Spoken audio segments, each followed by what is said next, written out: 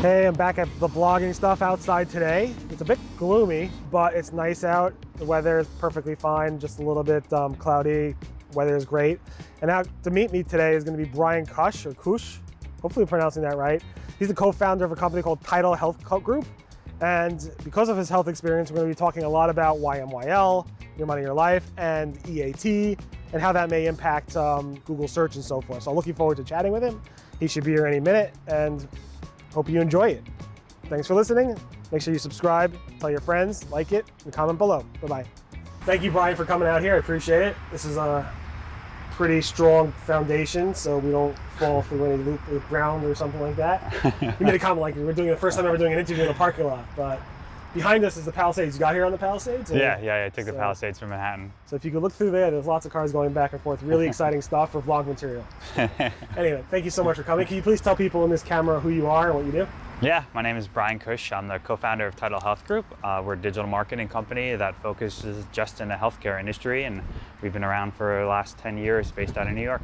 Your primary job is you're the president of this company, right? One of the co-founders. Co-founders. I take the CEO role, do a lot more business development and sales at this point, but my technical background's in information systems and web development. And can I ask how many employees you have? Or? Yeah, we have 10 staff. 10 staff. And the company's about, you said 10 years old, right? Yep.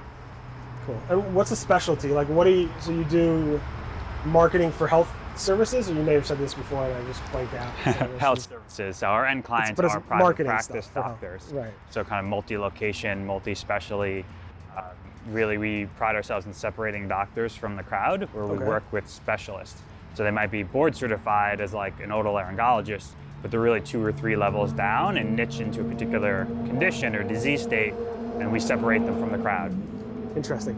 And this, what's your scope of services? From like you build the website to marketing it, or? Yeah, the way we explain it is really any digital touch point with a potential patient. So anything from brand design all the way then to like deep data analytics and analysis. So SEO, social media, reputation, web development, content, design, videography, photography, editing, any digital touch point with a patient. So anything digital touch point has to be restricted to health specifically?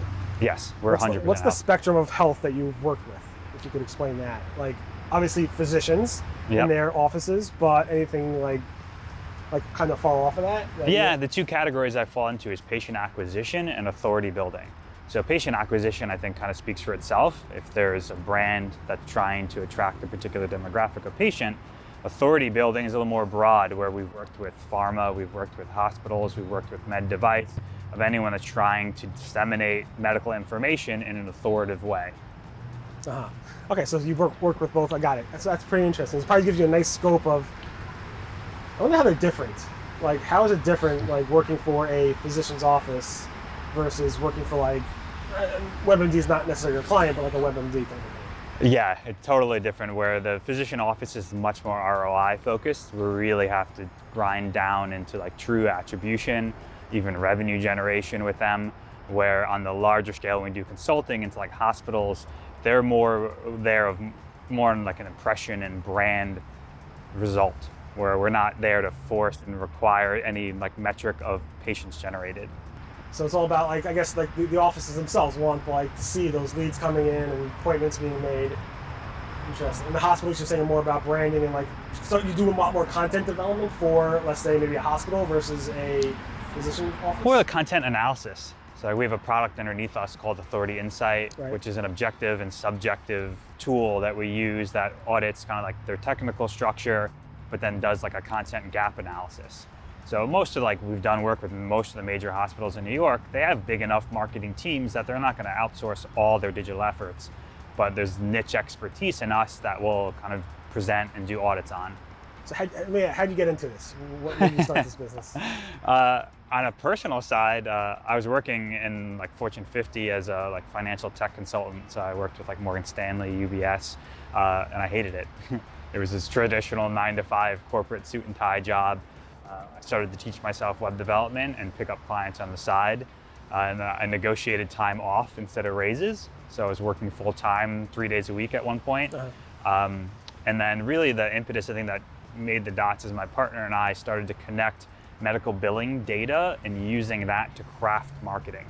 where billing data usually is in a silo kind of post-care, but there's just this treasure trove of information of how do you translate that back into how people search for healthcare. And that we just specialized almost immediately as our doors open as we started to connect those dots. That's great. I love how these businesses started organically based on, the experience that you have and the clients that like your first client, your second client, and so forth.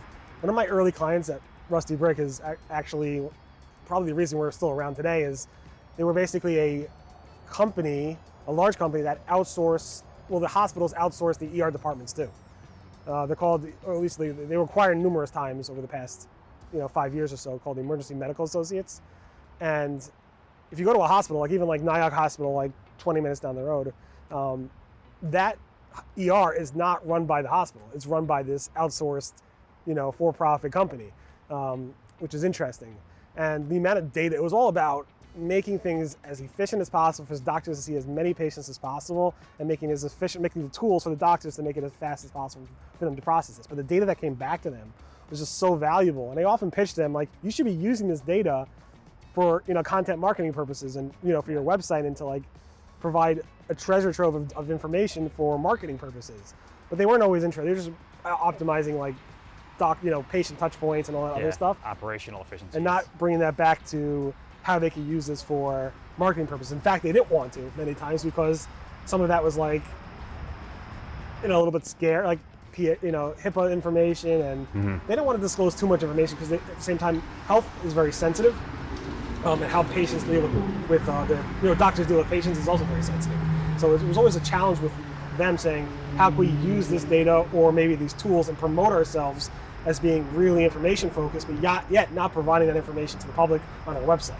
And that must be somewhat of a challenge, I assume, over the years? Yeah, that's what we've been preaching on for the last 10 years. We even share our office with a healthcare attorney. So we're like acutely aware of all, we have some pretty hefty insurance policies that we have to pay for as well. But the way we've been charging people for that for years is to think outside of the silos of how data is stored, because there's so much learnings across the board. And one of the big touch points in giving a presentation with a head and neck surgeon is that we mapped 1,400 unique terms for what clinically is only used in 16 different terms.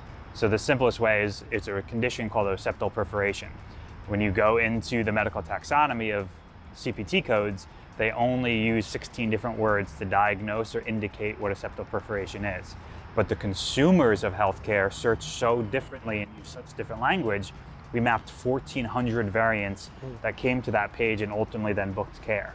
So it's so glaring to show that juxtaposition of what language the business of healthcare uses and what language the consumers of healthcare use. So all that data learnings really needs to feed back into, because you'd be speaking a different world if you don't understand and map against your consumer. Right. It's funny, whenever I speak to people, it doesn't make a difference what business they're in or what service they're providing.